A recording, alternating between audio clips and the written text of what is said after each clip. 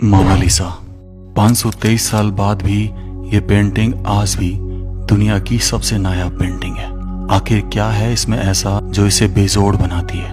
कौन थी ये लेडी मोनालिसा और क्यों इसकी पेंटिंग बनाई गई? इस पेंटिंग को इटली में बनाया गया तो फिर ये फ्रांस कैसे पहुंची और 500 साल से वहीं पर है और तकरीबन 400 साल तक ये पेंटिंग गुमनाम रही। अचानक से 1911 में ये वर्ल्ड की फेमस पेंटिंग बन गई। 400 साल बाद क्या हुआ था 1911 में ऐसा? हैरान तो जब रह जाओगे जब पता चलेगा कि इस पेंटिंग के अंदर एक कोड है, एक सीक्रेट कोड। क्या वो कोड किसी दूसरी दुनिया से जुड़ा था या किसी खजाने से जो इसको और भी रहस्यमय बनाता था? और उससे भी ज्यादा हैरान कर देने वाली बात तो तब सामने आई जब पता चला कि इसके अंदर एक एलियन रहता है। सच में आज सब बातों का राज जानेंगे। इस पेंटिंग को बनाया था लियोनार्डो दा विंसी ने 1503 में इटली में। लियोनार्डो दा विंसी एक इंजीनियर थे, एक साइंटिस्ट थे, जूलॉजी के ज्ञाता थे, पता नहीं क्या क्या थे, लेकिन आखिरकार उनके हाथ से निकली एक नायाब पेंटिंग। क्यों?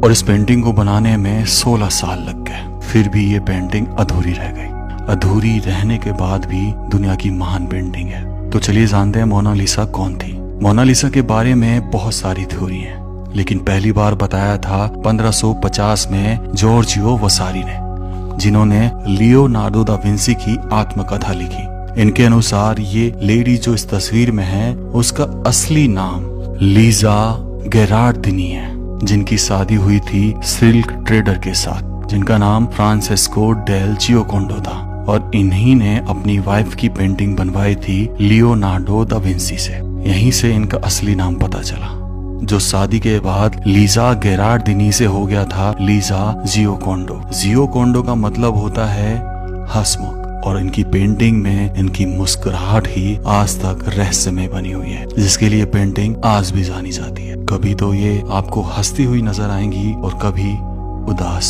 आप जिस दिशा में जाएंगे ये आपको देखती हुई नजर आएगी। तो ऐसा क्या राज था मुस्कान में? तो सबसे पहले आपको बता दो कि इस पेंटिंग को किसी पेपर पे नहीं बनाया गया था। इस पेंटिंग को बनाया गया था एक लकड़ी के ऊपर। उस लकड़ी पर यूज किए गए थे ऑयल पेंट्स। इस पेंटिंग में कहीं भी आपको ब्रश के निशान नहीं दिखेंगे। इतनी बारीकी से इस पेंटिंग को बनाया गया था। 1503 में ये पेंटिंग लियोनार्डो दा विंसी ने बना दी थी, लेकिन उसके बाद उनको फ्रांस के राजा से एक इनविटेशन आता है और वो इटली से इस पेंटिंग को अपने साथ लेकर फ्रांस चले जाते हैं। यहीं पर वो दिन रात मेहनत करते हैं इस पेंटिंग को और निखारने में। सबसे ज्यादा काम उन्होंने किया मोनालिसा की मुस्कान।